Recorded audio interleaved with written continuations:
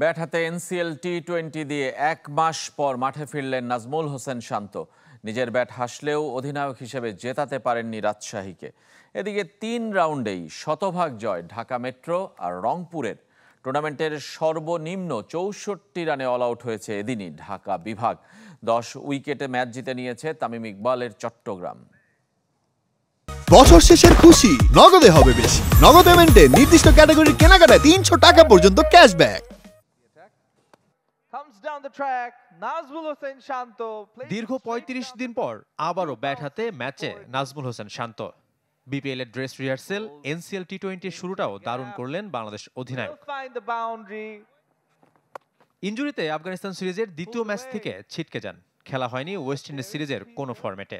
পুনর্বাসনের অংশ হিসেবেই খেলছেন এই টুর্নামেন্ট। ব্যাট কথা শুনলেও অধিনায়কত্বের অভিষেকটা ভালো হয়নি রাজশাহী ক্যাপ্টেনের। 53 বলে খেলেন 80 রানের ইনিংস। 18 ইনিংস পর এই ফরম্যাটে হাফ সেঞ্চুরি দেখা পেলেন। শেষটাও ছিল সিলেটে, মার্চে শ্রীলঙ্কার বিপক্ষে। 148 স্ট্রাইক রেটে তার 80 রানের ইনিংস সাজানো ছিল 5-4 ও 4 ওভার বাউন্ডারিতে। তার ব্যাটে ভর করেই 5 উইকেটে 184 রানের পুঁজি পায় উত্তরবঙ্গের দলটি।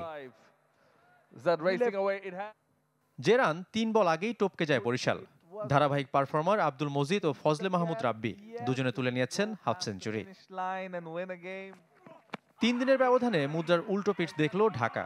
উদ্বোধনী ম্যাচে সিলেটের দেয়া রেকর্ড 205 রান তাড়া করে জিতেছিল সাইফ হাসানের দল। তারাই কিনা এবার অল আউট মাত্র 64 রানে, যা টুর্নামেন্টে সর্বনিম্ন রানের লজ্জা। সিলেট আন্তর্জাতিক স্টেডিয়ামে টস হেরে ব্যাট করতে নামা ঢাকা ফাহাদ হোসেনের পেস আর সুইংয়ে বিপর্যস্ত। ম্যাচে 4টি সহ চট্টগ্রাম পেসারের টুর্নামেন্টে শিকার 9 উইকেট। ছোট টার্গেটে পৌঁছাতে ভুল করেনি চট্টগ্রাম, তবে 65 রান করতে খেলতে হয়েছে 66 বল। 3 ম্যাচে 2 জয়ে পয়েন্ট টেবিলের 3-এ চট্টগ্রাম। এদিকে 3-3 ঢাকা মেট্রো ও রংপুর। 18 ওভারের ম্যাচ জিতে খুলনাকে হারের বৃত্তে রেখেছে মেট্রো। এনামুল বিজয় এদিনও ব্যর্থ।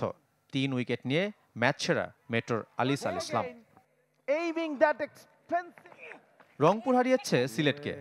শতভাগ জয়ে রান রেটে ঢাকা মেট্রোকে পেছনে ফেলে শীর্ষে আকবর আলীর দল। শাফায়েত মিদুল, চ্যানেল 24।